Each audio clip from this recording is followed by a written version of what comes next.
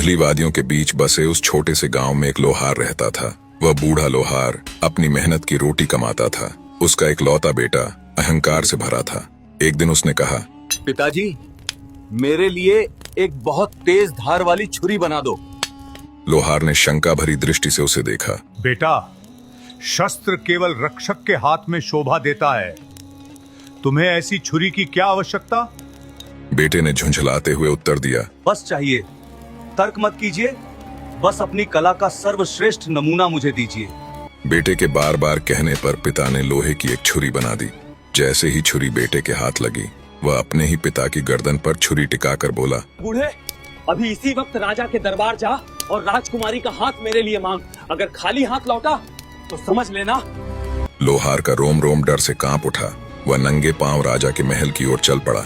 जब वह भव्य राज दरबार में पहुंचा तो कांपते स्वर और डबडबाई आंखों के साथ लोहार ने अपनी व्यथा सुनाई और राजकुमारी का हाथ मांगा। राजा के माथे पर क्रोध की लकीरें उभरी, मानो कोई ज्वालामुखी फटने वाला हो। उन्होंने गुस्से में कहा, एक अदना सा लोहार, तेरी ये धृष्टता कि तू राजकुल की मर्यादा को अपनी धूल भरी झोपड़ी में ले जाना चाहता है। जल्लाद! तभी सिंहासन के पास खड़े वजीर ने राजा के कान में हौले से कहा, महाराज, यदि आप इसे मार देंगे तो प्रजा में बदनामी होगी कि राजा ने एक लाचार पिता को मार दिया। हमें सांप भी मर जाए और लाठी भी न टूटे। हमें वही नीति अपनानी चाहिए। इसे एक ऐसी पहेली में उलझाते हैं जहां इसकी पीढ़ियां भी हार मान लें। वजीर ने आगे बढ़कर लोहार से कहा, लोहार, तुम्हारी हिम्मत की हम दाद कहते हैं। हम रिश्ता मंजूर कर लेंगे, लेकिन एक शर्त है, तुम्हारा बेटा कोई ऐसा अद्भुत कार्य करके दिखाए जो न इस जगत ने कभी देखा हो, न किसी कान ने कभी सुना हो। यदि वो ऐसा कर सका तो राजकुमारी उसकी होगी। लोहार जब दरबार से बाहर निकला, वह मन ही मन सोचने लगा, क्या कोई ऐसा कार्य संभव है जो न देखा गया हो न सुना गया हो। वह तो केवल शून्य हो सकता है या फिर ईश्वर की माया। लोहार वापस गांव की ओर कदम बढ़ा रहा था। वह बूढ़ा लोहार जब जीवित घर लौटा तो उसने अपने उद्दत बेटे को सारी बात बताई। दोनों बाप बेटे ने गांव को अलविदा कहा और इस शर्त को पूरा करने के लिए निकल पड़े। कई दिनों की कठिन यात्रा के बाद वे एक ऐसे स्थान पर पहुंचे जहां एक व्यक्ति शांत मुद्रा में बैठा था, लेकिन उसकी दाहिनी टांग चूल्हे के भीतर धधक रही थी। चूल्हे पर रखी कड़ाही में तेल खौल रहा था। वह व्यक्ति बड़ी सहजता से बेसन के पकोड़े तल रहा था। उन पकोड़ों का कुरकुरापन और गर्म भाप देख लोहार का बेटा चकित रह गया। यदि मैंने यह सीख लिया तो राजा की राजकुमारी क्या, सारा साम्राज्य मेरे पैरों में होगा।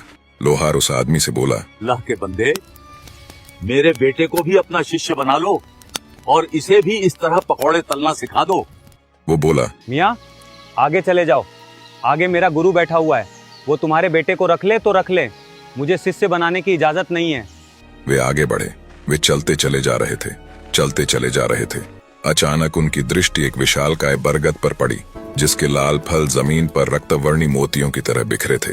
वहां एक दूसरा साधक, जिसकी एड़ी से नीली और नारंगी लपटें प्रस्फुटित हो रही थीं, कड़ाही में चाशनी उबल रही थी और वह जलेबियां तल तल कर खा रहा है। लोहार और उसके बेटे ने जब यह नजारा देखा तो मन ही मन में कहने लगे, अरे ये काम तो पिछले काम से भी मुश्किल है।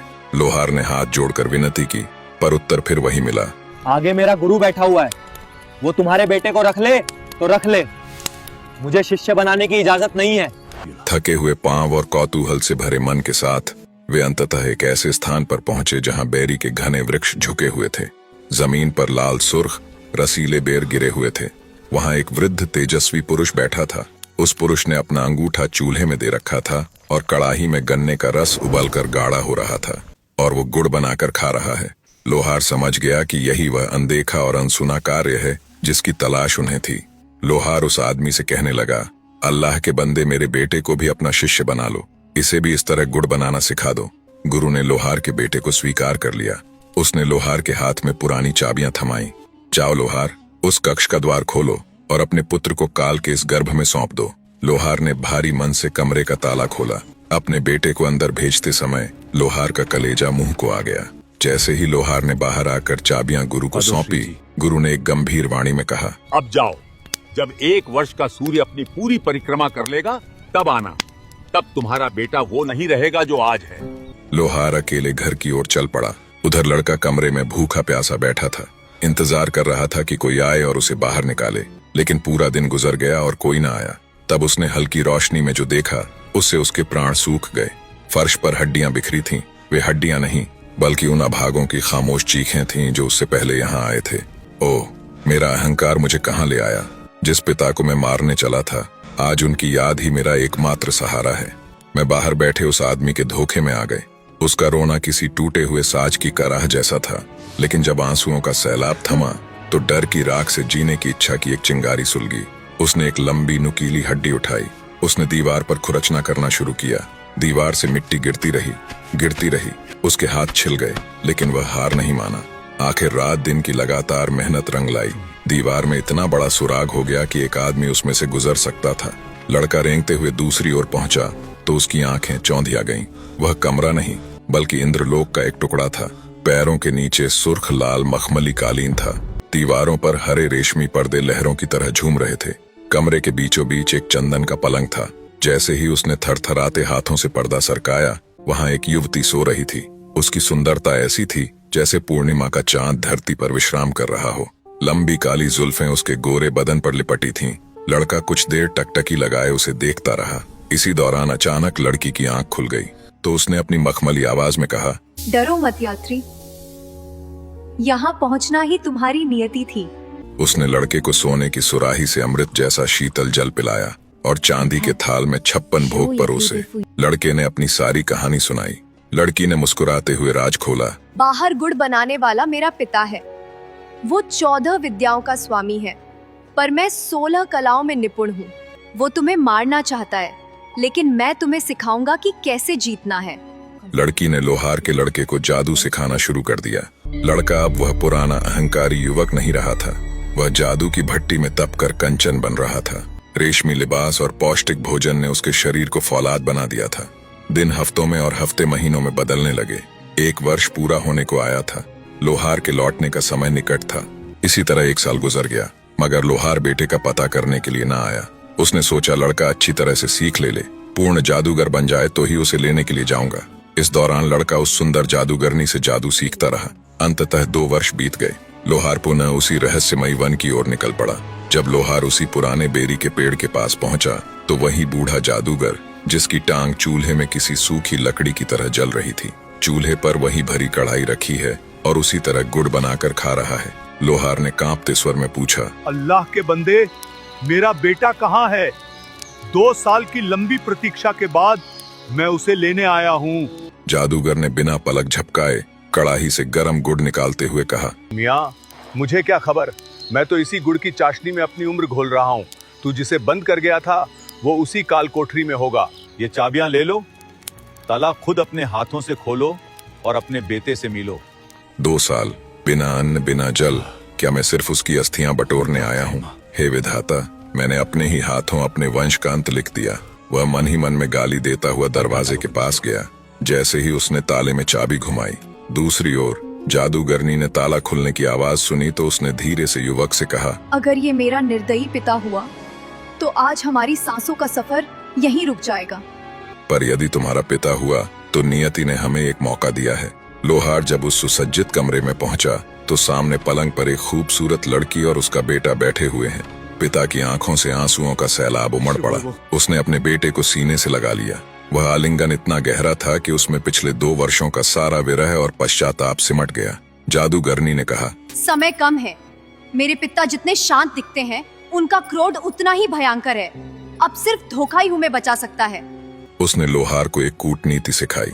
लोहार दहाड़े मारकर छाती पीटते हुए बाहर निकला। हाय, मैं लुट गया, मैं बर्बाद हो गया। उस जालिम अंधेरे ने मेरे बेटे को निगल लिया। अब मैं इन बेजान हड्डियों को कहाँ ले जाऊं? जादूगर ने उत्तर दिया, मौत तो एक हकीकत है बूढ़े। ले जा ये सफेद चादर, इसकी सफेदी तेरे बेटे के कफन का काम देगी। लोहार ने उस चादर में अपने जीवित बेटे को ऐसे लपेटा जैसे वह कोई कीमती रत्न हो। उसने चेतावनी दी, सुनो लोहार, मेरी सिखाई हुई जादू से पैसे कमाने की कोशिश मत करना, नहीं तो मेरे पिता की नजर तुम पे पड़ेगी। मेरी कुर्बानी और इस प्यार को बेकार मत जाने देना। लोहार ने चाबियों का गुच्छा दूर से जादूगर की ओर उछाला, पर वह अपनी गुड़ की मिठास में ऐसा अंधा था कि उसने मुड़कर भी नहीं देखा। जंगल की सीमा लांघते ही जब वे एक सुरक्षित पहाड़ी पर पहुंचे, लोहार ने कंधे से बोझ उतारा। चादर की तहें खुली और उसका बेटा बाहर निकला। दोनों ने खुली हवा में लंबी सांस ली। अब बाप बेटे ने दोबारा सफर का आगाज किया। वे चलते जा रहे थे। तभी एक जगह देखते हैं कि बैल घूम रहा है और कुएं से पानी निकल रहा है। किसान अपने बैलों को हाँक रहा था। लोहार का बेटा धीमे स्वर में कहा, पिताजी ठहरिए, देखिए उस किसान को। मैं मंत्र पढ़कर एक हष्ट पुष्ट बैल बन जाऊंगा। मुझे बेच देना, लेकिन याद रखना देख, मेरे गले का फंदा कभी नहीं बेचना। वे मेरी आत्मा की कड़ियां हैं। पिता ने मना करना चाहा, पर बेटे ने आंखें मूंद लीं। उसके होंठों से मंत्रों की फुसफुसाहट निकलने लगी। अचानक वहां एक विशाल काले रंग का बैल खड़ा था। लोहार बैल को लेकर किसान के पास पहुंचा। किसान ने जब उस बैल को देखा तो उसकी आंखें फटी की फटी रह गईं। किसान ने कहा, बाबा, ये बैल कहाँ से लाए? ऐसा जीव तो मैंने सपनों में भी नहीं देखा। किसान ने विस्मय से उसकी पीठ पर हाथ फेरा। लोहार ने कहा, बेचना है इसे, 500 रुपए लगेंगे। 500? ये तो बहुत बड़ी रकम है बाबा। लोहार ने चतुराई से कहा, बेटा, इसकी ताकत तो देख, इसे अपने रहट में जोड़।